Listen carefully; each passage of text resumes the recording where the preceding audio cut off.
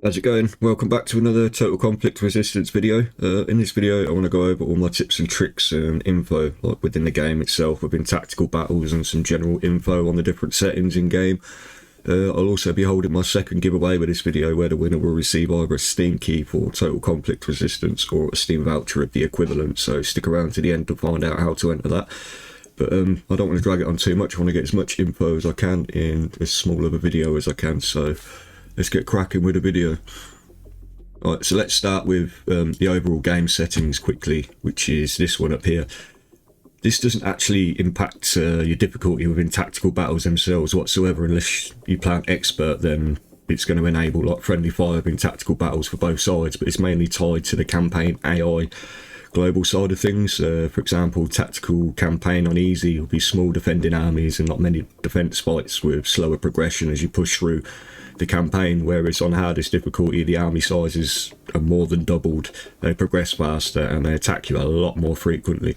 And the same with global campaign, it affects the AI aggression and diplomacies, and I suppose just being attacked more frequently as well.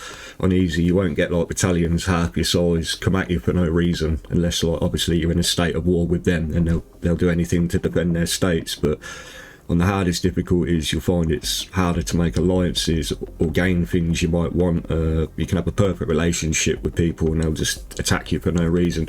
Rather than one state being at war with you on your doorstep, you could have multiple, from 2 to 3 sanctions left, right and centre. I mean, you get the idea with that. If you're looking to change up the difficulty in tactical battles themselves, then you need to play with the sliders over here. So like things like vision range for enemy troops, I mean you want to drop that all the way down to the bottom if you can, so it forces closer encounters within your battles rather than them start opening fire as they come in like with a map from defending. That's the actual game difficulty done. Let's go quickly over the resource management really quick. So it tells you what it does just there, but just in case that ain't as clear for you. So on easy it's going to sort all our resources for us except attachments, vehicles, weapons and uniforms. Those we've still got to move around manually to put them where we want them to go. On the harder difficulties it's fun, I won't admit, but it requires a lot more time and patience, leaving you to sort everything manually for your state, from setting up weekly transport lines between towns for food and alcohol, the need to transport resources to build something somewhere, sending ammo to towns or battalions out on the field to replenish inventories, food, alcohol to towns again to maintain like improved stability and feed the population, because if you fail to do so they'll rebel in force. And as you take more towns and progress through the game, obviously it becomes tricky and very, very challenging. So I'm currently playing on the hardest difficulty and it's a nice change. But if you're new to the game, I'd advise to play this on easy just to get a gist of how things are. Obviously when you start your game as well, remember these settings here that you're applying for yourself also apply for AI. So if I applied high number of troops at the start, high troop level at the start, then that's what my AI are going to have as well. So it's not just me with the bigger armies, they're starting with big squads as well. So that's up to you. I always have numbers of troops at the start high, but I have the troop level low, because again I don't want them spawning with weapons that I can't replenish with ammo or anything right yet. So alliances, obviously if you've got alliances on, or you create an alliance throughout your campaign and that alliance gets attacked, you will find yourself in a state of war whether you like it or not, and it could be a bad point for you. I always like to play with these off. But with these guys, they're obviously split into 3 separate research trees, being NATO, Warsaw and the Southerners. So yeah, with that, each one of these states is going to offer its own unique starting location and resource supply. It's either going to be a little secluded island out the way, or it could be right in the middle of the mainland surrounded by states. Each state has got different resources on spawn. Some have got none whatsoever, making you have to rely purely on the world market trading system. Some states have got 2 war productions facilities, some have got oil, some have got airfields, some ain't got airfields, but we all have the navy. But personally, if you want the biggest challenge on a hardest difficulty, then play with the bearish state, because they got no resources on spawn whatsoever. They've only got 3 little towns as well, making you rely on trade and conquest to actually succeed and progress. Nice little secluded island, no air force. So yeah,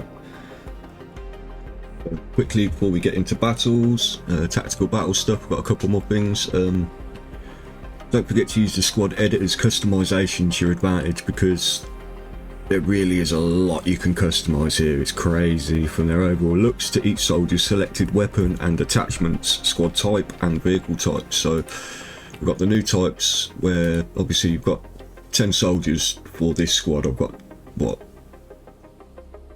30 squads to a unit, a battalion, so I can change that by making an armoured unit where it'll only be 2 people actually manning that vehicle. We can have a recon squad where you get the 2 and you still got a couple people following it, kind of thing. Or like I say, we're all motorised at the minute, but yeah, you can change absolutely everything from their looks. You know what I mean? It's very, very customisable. Loads of guns to choose from, sidearms, main guns, obviously loads of vehicles too. Like I say, we just went over the 3 different research trees: NATO, Warsaw and Southerners. Every single one's got completely different arms available, Air Force as well, so definitely have a play around with this, because I'll tell you, it's mental. Like I say, my quick one will be, so I'll select what weapon I want and attachments and my vehicle. Now I'm going to copy that to entire squad, save squad, but everyone now has got that same gun. So when I'm doing my proper playthrough, I might want him to have a different gun I'm creating. So let's give him the SKS. T4, save, and then let's give my corporal, I don't know, let's give him an org, a T4, and we'll save that as well. So you could do this with every single soldier, give each one a different weapon if you wanted to. Like I say, you can play with each soldier as you go into the fight as well, so save squad. So yeah, the base weapon for them is that, but I mean, you can even change the look of each individual soldier if you wanted to, and obviously all your squads as well. I mean, it's brilliant. So this is definitely something you've got to have a little play around with. Right, next one then, if you're struggling with reservists and actually getting your army built up and you haven't got any coming in whatsoever, or just very few coming in dribs and drabs, then there is laws that can help change this quite drastically.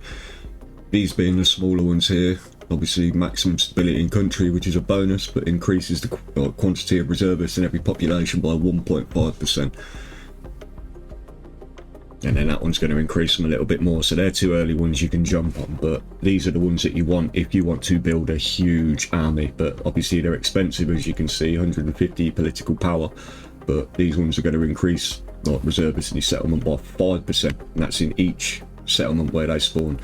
And when the law passes, you get, I don't know, 50 to 60 reservists land in each settlement that you get to send back to actually start squadding up. And the same goes with this one. And the same goes with this one. They all massively increase your battalions, like me at the minute. I mean, I've got quite a few, but I've just had a few big battles, but I've still got 1,753 reservists, and it's not like I'm at the end of the game or anything. I've just, excuse me, it's my current Akutan playthrough, so third of the way in, maybe just over, or half, so yeah, man. Right, next one then is, don't forget to maximise your squad's potential within your battalions by having smaller squads only manning vehicles, like without the extra foot soldiers, cutting the battalion size in half, giving us more overall units to start out with in a like, tactical battle, and a lot more vehicles, and have a ton of reservists spare, but obviously less soldiers in those smaller battalions. So but 15 to 20 vehicles on like going into your tactical battle. So I've got some squads here to show you what I mean. So this is normality really. We've got 10 per, and we've got 300 actually max limit, and when you go into a battle with these, you start with 8 to 9 units on the field, don't you? So let's have a look at this one. That's not what I wanted to look at. This one here, yeah, this is a max battalion as well, but as you can see, 164. So it's all in your squad editor still. When you go under your vehicles, armoured will only give you 2 to actually man the vehicle. When the vehicle gets blown up, that's more or less that squad gone, unless you can unless the turret's gone, and then you can get your soldier out and retreat or something like that. But that's pretty much on the armoured, is just the armoured unit.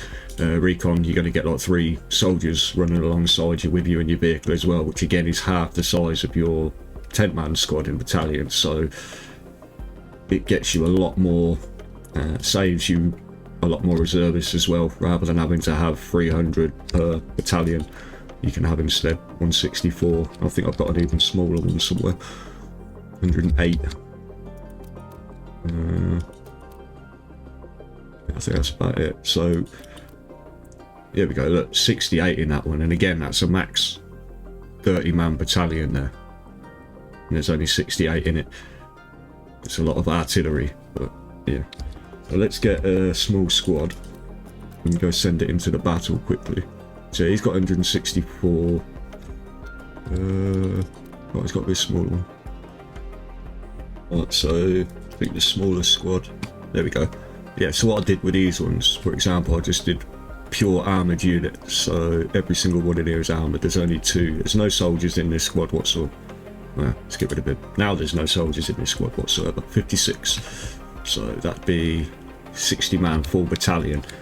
Like I say, I know that's a hell of a difference for that, but watch this. I'll go start an attack with this squad and you can see what pulls up into the tactical battle. And this is why you need to play around with this. I mean, you can mix up units massively. Let's go drop on someone's doorstep quickly.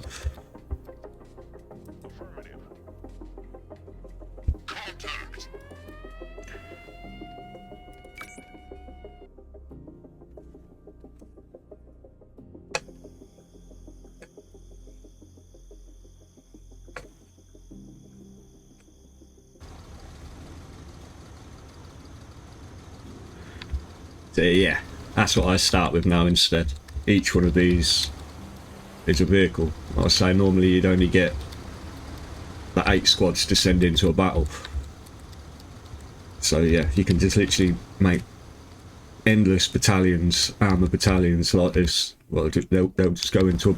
Oh, I mean, they're just going to go into a battle and absolutely shred. Select all F1. Everyone's going to go ahead, jump in one.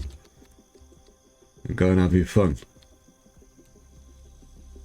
Like I say, there's no foot soldiers or anything in that, so it's just pure savageness, if you want to call it that. Yeah, definitely worth playing around with those battalions, man. That's some big customisation you can do in your squads and stuff, man. Right, the next one. When creating your air force, be sure to mix in some helicopters of some sort, as they act as a separate support, like when you call in strikes in tactical battles. So with the friendly battalion close by, that gives me the ability to call in 3 things down here, being my airstrike with jets, my airstrike, my helicopters, and my artillery strikes from a close battalion. So that's good to know. So when we've got a lot of foot soldiers out in the field here, if I was to tell everybody to F1 and start pushing forward, they're going to walk and crouch, as you can see, and they're going to take their time doing so. They'll lay down when they feel like it, they'll crouch when they feel like it. So if you really want to push the pace and get across the field, you need to select all, press F to bring up your weapon wheel, depending on your keybind, and tell everybody to stand up. And they will move across the field at a faster pace for you. Also, from that wheel, I can go into any of these squads here.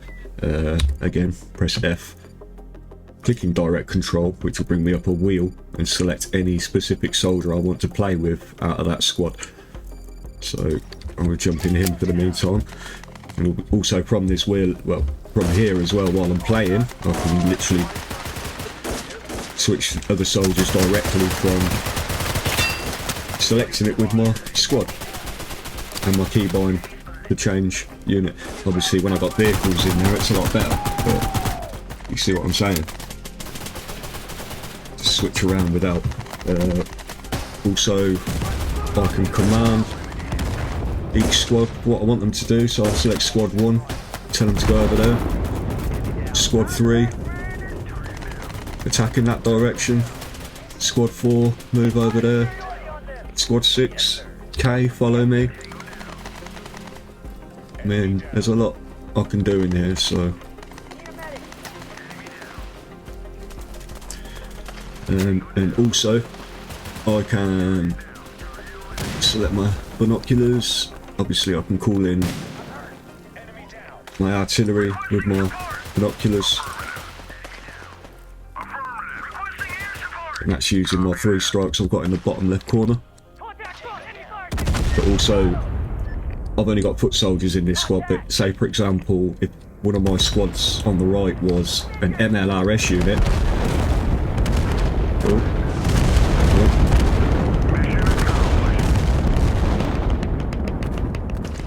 Yeah, if I had MLRS on my squad, I'd be able to select 8 for the MLRS unit, and again, tell that unit to artillery strike where I want it to go to. So I can do it like that, or I can obviously call in my airstrikes via this map as well, and put them where I want to put them.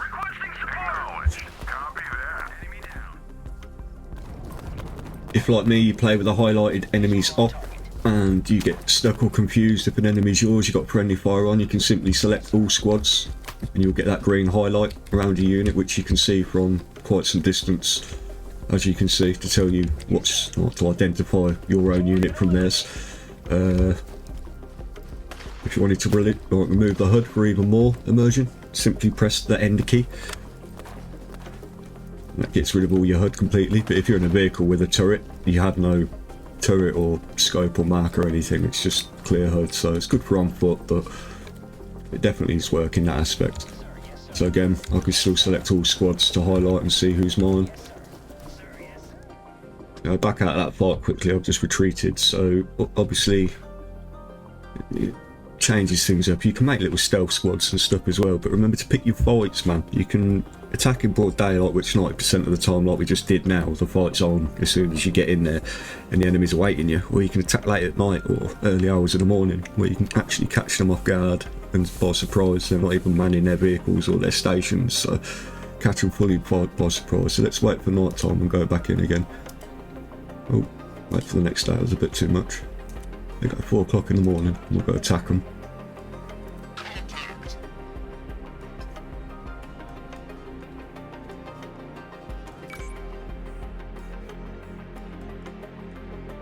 Obviously, attack an enemy like this, you get body element as surprise, can't you? So you get to place your units, do what you want to do around first, or go in with your silence weapons and try and do stealth operations and complete darkness. So like as before, select all, stand up, everybody, F1. Let's have a look around, can't even see anyone. Pitch black, nobody's going to see it coming. They're not anywhere.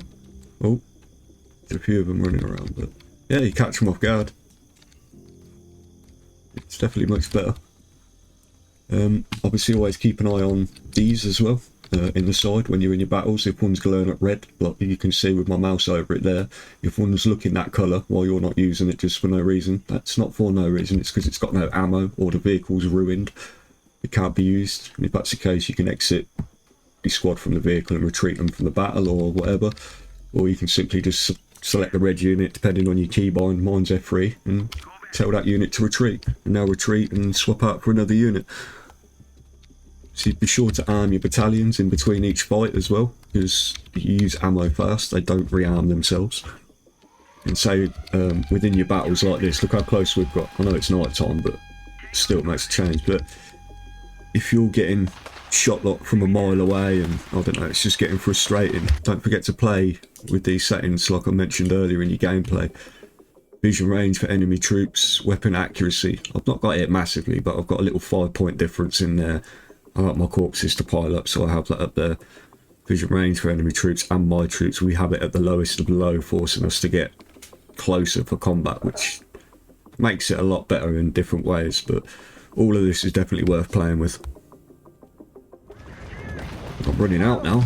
Don't forget then, we've got, if I select him quick, we have got console commands, where if I just type in a random thing, it's going to tell me what things are actually available up here. So, I don't know, let's go for immortality, enable, enter. Oh, mistyped it. Immortality, in a ball. There we go, that's successful. That means I'm now immortal completely, so if I get a bit closer to the play, it just lets me get up close, play with weapons, or do what I want to do. But yeah, it makes me immortal. Obviously there's not a great deal on there at the minute, but they're getting updated. What weapons have you got? Oh, he's got a sniper.